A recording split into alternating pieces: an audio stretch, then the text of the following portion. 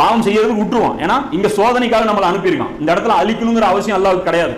நீ பாவம் செய், நீ போய் பேசிக்கோ, நீ வந்து என்ன வேணாலும், நீ தவறா என்ன வேணாலும் செஞ்சுக்கோ, சிலையை வழிபட்டுக்கோ, நீ என்ன வேணாலும் பண்ணிக்கோ, அதை பத்தி பிரச்சனை இல்லை அல்லாஹ்வுக்கு. உன்னுடைய பாவம் பிற மனிதர்களை பாதிக்கும் போது, உன் பாவம் அந்த சமுதாயத்தையே சீரழிக்கும் போது, அந்த இடத்துல அல்லாஹ் என்ன பண்ணிடுவான், ரசூலை டார்கெட் பண்ணி அனுப்பிடுவான். இது சம்பந்தமா இன்ஷால்லா நம்ம அடுத்த இதுல டீட்டெயிலா பார்ப்போம். இவங்க என்னென்ன செஞ்சாங்க, அந்த பாவங்கள் எல்லாம் இவங்க எந்தெந்த பாவங்கள் மனிதர்களுக்கு பாதிப்பு ஏற்பட்டுச்சு அப்படின்னு சொல்லி பார்த்தோம்னா நமக்கு வந்து டீட்டெயிலா புரிஞ்சிடும் எந்த ஸ்டேஜ்ல. ஏன்னா உலகத்திலே தண்டனை எல்லாம் கொடுக்கவே மாட்டான். அப்ப இன்னைக்கு நம்ம பாவம் செஞ்சுட்டு இருக்கிறோம்ல, அப்ப ஏன் எல்லாம் தண்டனை கொடுக்கறது இல்லைங்கிற அந்த கேள்வி வரும்ல. அதுக்கு முன்னாடி பாவம் செஞ்சாங்க, ஓரின சேர்க்கை செஞ்சான், அப்ப உடனே அவன் வந்து எல்லாம் தூக்கிட்டான். இப்ப இன்னைக்கு ஓரின சேர்க்கை செய்யறான், அப்ப ஏன் எல்லாம் வந்து ஒரு மலக்கை கொடுத்து இந்த பூமியை வந்து புரட்டி போடலாம். ஸோ அதுக்கெல்லாம் காரணம் இருக்கு, ஸ்ட்ராங்கான காரணம் இருக்கு ரசூல் அனுப்புறது இல்லை. அப்ப அல்லாஹ் வந்து ஒரு ஊரை அழிக்கும் போது அப்போதான் ரசூலே எல்லாம் இறக்குவோன்னு சொல்லி அல்லாஹ் சொல்றான். அப்போ அல்லாஹ் பார்த்து பார்த்து ஓவரா அநியாயம் நடக்கும் போது அந்த இடத்துல என்ன யாரை இறக்குவான், சூப்பர் ஹீரோ அந்த ரசூல் வந்து இறங்குவார். 28வது அத்தியாயத்துல 59வது வசனத்துல அல்லாஹ் சொல்றான், நம் வசனங்களை அவர்களுக்கு ஓதி காண்பிக்கும் ரசூல் ஒருவரை அவர்களுடைய தலைநகருக்கு அனுப்பி வைக்காத வரையில் எந்த ஊர்களையும் உம்முடைய இறைவன் அழிப்பவனாக இல்லை. எந்த ஊரை அழிக்கிறதா இருந்தாலும் அதோட ஹெட் குவார்டர்ஸ்க்கு அனுப்பிடுவார்.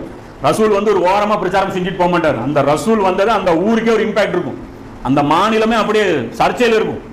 என்னடா இது, அந்த ரசூலை பத்தி அந்த எல்லாருமே பார்ப்பாங்க, எல்லாருடைய வாயிலையும் அந்த ரசூலுடைய வருகை என்ன ஆகும், நோட்டடம்.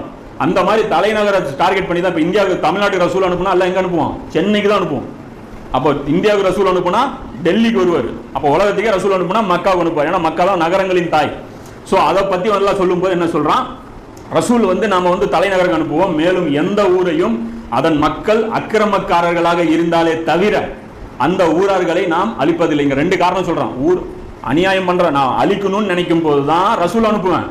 ஆனா நான் எப்போ தெரியுமா அழிக்கணும்னு நினைப்பேன், நீங்க அநியாயம் ஓவரா பண்ணீங்கன்னா தான் நான் அழிக்கணும்னு உங்களை நினைப்பேன் அப்படின்னு சொல்லி அல்லாஹ் சொல்றான். அப்ப இங்க ரெண்டு மேட்ச் பண்ணி பாத்துங்க.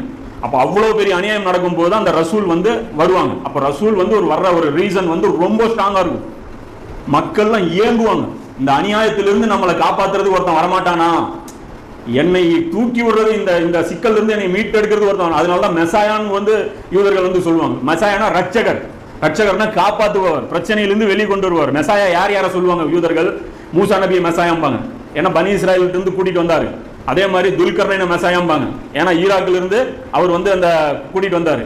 அதே மாதிரி இவரையும் மெசாயாம்பாங்க, யாரா, ஈசா நபியை, ஏன்னா இவர்களுடைய கடைசி அந்த பிரச்சனைகள் இந்த டயஸ்போரால இருந்து அவங்க காப்பாற்றுவாங்க.